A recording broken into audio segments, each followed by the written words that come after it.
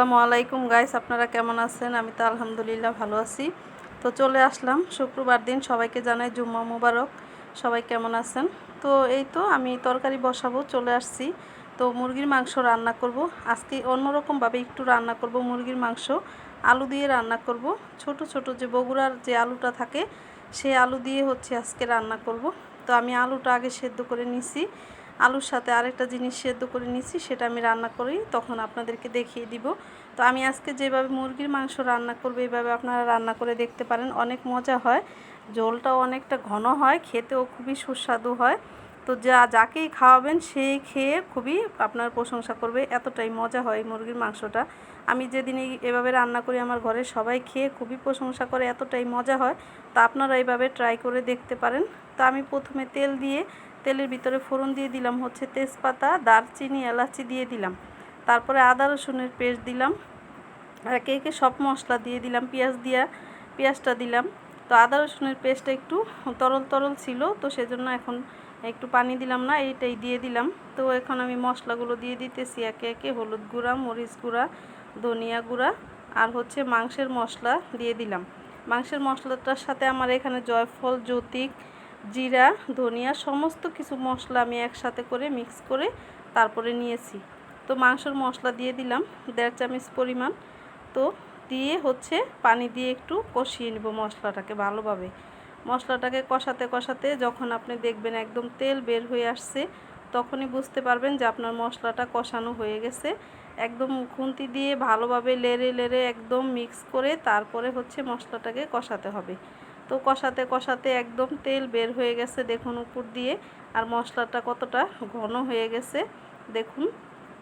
তো ঝোলটা অনেকটা ঘন হবে। আমি আজকে যে রেসিপিটা করব, অনেকে মুরগির মাংস রান্না করলে পাতলা ঝোল থাকে, পাতলা ঝোলটা কিন্তু খেতে ভালো লাগে না, একদম পানি পানি লাগে, তরকারিটা খেতে একটু মজা হয় না। তো সেজন্য ঝোলটা ঘন করার জন্য আমি আলুর সাথে আরেকটা জিনিস দিব, সেটা দিলে ঝোলটা এমনিতেই ঘন হয়ে যাবে।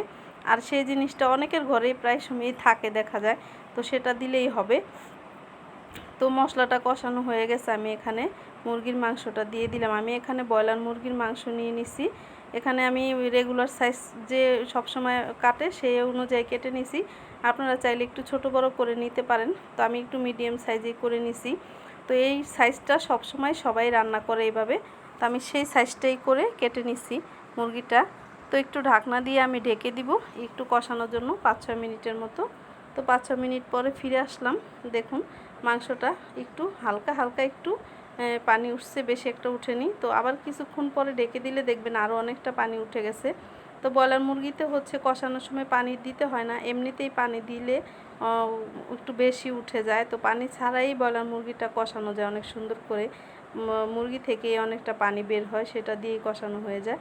তো আমি আলুটা দিয়ে দিলাম, বগুড়ার সেই আলুটা যেটা সিদ্ধ করে নিছি, আমি সিদ্ধ করে একটু ছিলে নিছি। এই আলুটা দিয়ে রান্না করলে মুরগির মাংসটা খেতে কিন্তু অনেক মজা হয়।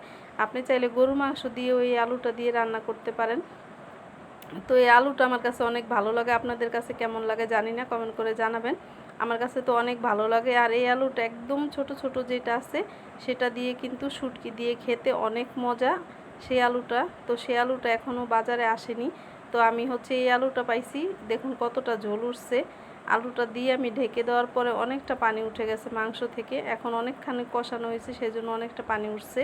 তো এই পানি দিয়েই হচ্ছে আমার মাংসটা একদম কষানো হয়ে যাবে।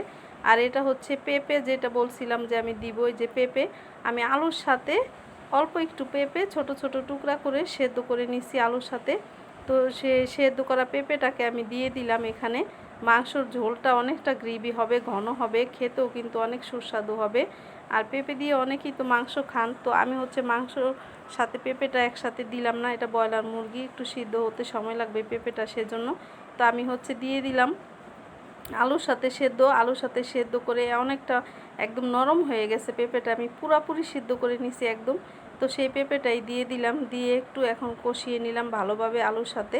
তো কষানোটা হয়ে গেছে, দেখুন কতটা পানি শুকিয়ে গেছে, কিন্তু এখন অনেকটা শুকিয়ে একদম ঝোলটাও ঘন ঘন হয়ে গেছে, কষানোও হয়ে গেছে। এখন আমি একটু পানি দিয়ে দিব, ঝোলের পানিটা দিয়ে দিব।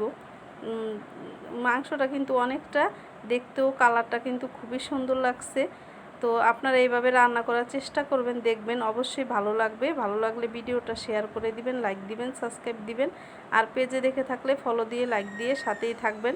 তো আমি ঝোলটা দিয়ে দিলাম, ঝোলের পানিটা দিয়ে এখন ভালোভাবে একটু লাড়া দিয়ে মিক্স করে দিব। এভাবে রান্না করলে কিন্তু মাংস খেতে ভালোই লাগে। বাচ্চারা অনেক সময় ঝোল চায়, একটু পাতলা ঝোল হলে ভালো লাগে না, ঘন ঝোল চায়। তো এইভাবে রান্না করলে ঝোলটা কিন্তু অনেকটা ঘন হবে।